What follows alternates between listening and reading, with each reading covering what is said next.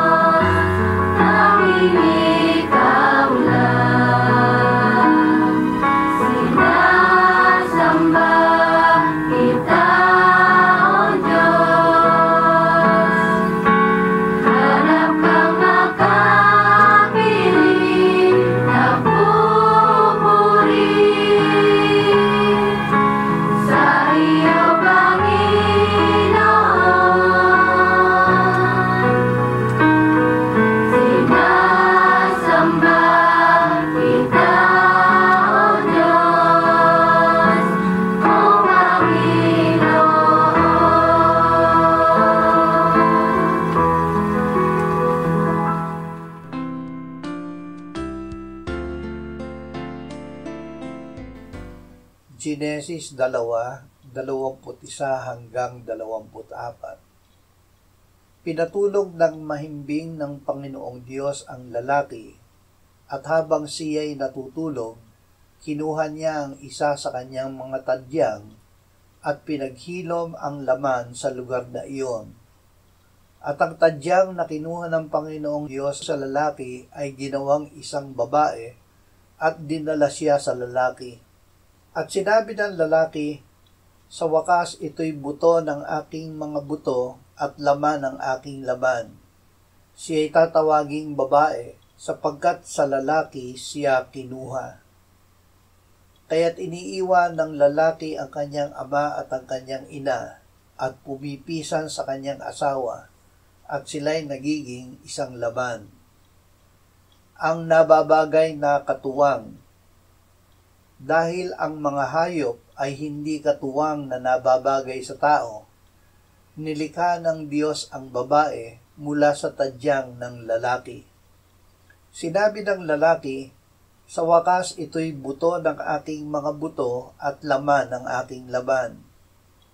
Nilikhang gayon ng Diyos ang lalaki at babae upang sa kanilang pagsasama sila ay maging isang laman. Ang kanilang katawan ay para sa isa't isa lamang. Ito ay may espiritual na bunga kaugnay ng ating relasyon sa Diyos. Siya na nakikisama sa Panginoon ay nagiging iisang espiritu na kasama niya. Dahil dito, ang ating katawan ay ginawa ng Diyos na templo ng Espiritu Santo na tinanggap natin sa Diyos at ngayon ay nananahan sa atin, kaya tayo ay hindi para sa ating sarili, kundi para sa Diyos. Awit 128, 1-4. Ang bawat may takot sa Panginoon ay mapalad na sa kanyang mga daan ay lumalakad.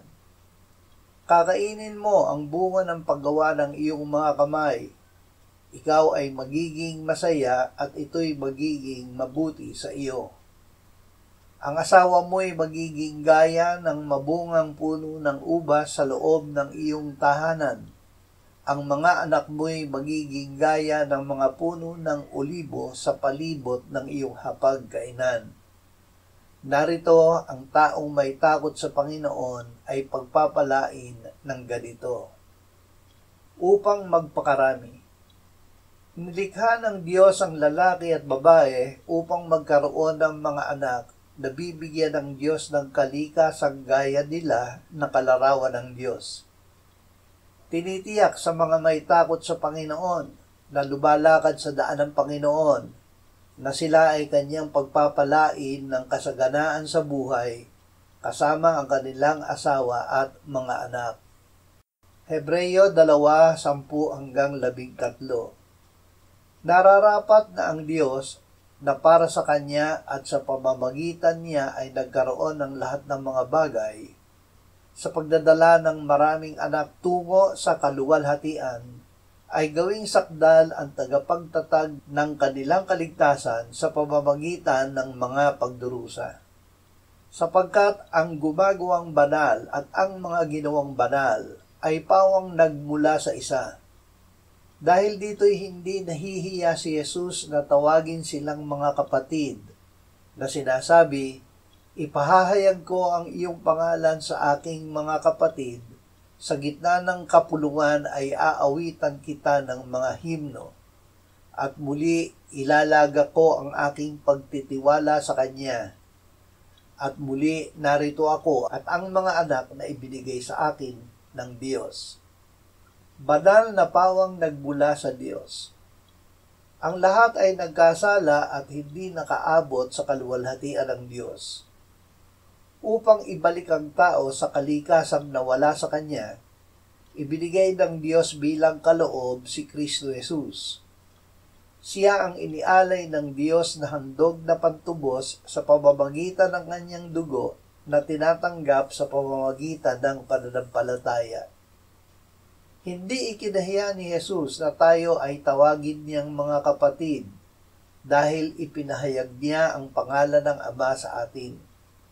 Dahil sa Kanya, tayo ay sumampalataya, naligtas, naging mga anak ng Diyos at Kanyang mga kapatid. Marcos 10:6-9. Buhat pa sa pasimula ng paglikha, ginawa sila ng Diyos na lalaki at babae. Dahil dito'y iiwan ng lalaki ang kanyang ama at ina at makikipisan sa kanyang asawa at ang dalawa ay magiging isang laman. Kaya't hindi na sila dalawa kundi isang laman. Kaya't ang pinagsama ng Diyos ay huwag hayaang paghiwalayin ng tao. Huwag maghiwalay. Ang pagsasama ng mag-asawa ay larawan ng dapat na pakikisama ng tao sa Diyos. Ipinahayag ang Ebanghelyo upang tayo ay sumampalataya na si Jesus ang Kristo ang anak ng Diyos at sa pagsampalataya ay magkaroon tayo ng buhay sa Kanyang pangalan. Ipinahayag ng mga apostol ang Panginoong Jesus upang gaya nila ay magkaroon tayo ng pakikisama sa Ama at sa Anak. Ibig ng Diyos na ang pagsasama ng mag-asawa ay maging gaya ng pakikipag-isa at pagpapasakop ng mananampalataya kay Kristo. Sapagkat tayo ay mga bahagi ng katawan ni Kristo. Ang hiwagang ito ay dakila, subalit ito ay tungkol kay Kristo at sa Iglesia. Ang mga anak. Ang mga maliliit na bata ay larawan ng mga lalapit at sasampalataya sa Panginoong Hesus. Nang sawayin ng mga alagad ang mga nagdala ng mga bata sa Panginoon, ay sinabi niya sa kanila, "Hayaan ninyong lumapit sa akin ang maliliit na bata. Huwag ninyo silang pagbawalan, sapagkat sa mga ganito na uukol ang kaharian ng Diyos. Tunay na sinasabi ko sa inyo, ang sino mang hindi tumanggap sa kaharian ng Diyos na tulad sa isang maliit na bata ay hindi makakapasok doon." At kinalong niya sila, ipinatong ang kanyang mga kamay sa kanila at binasbasal sila.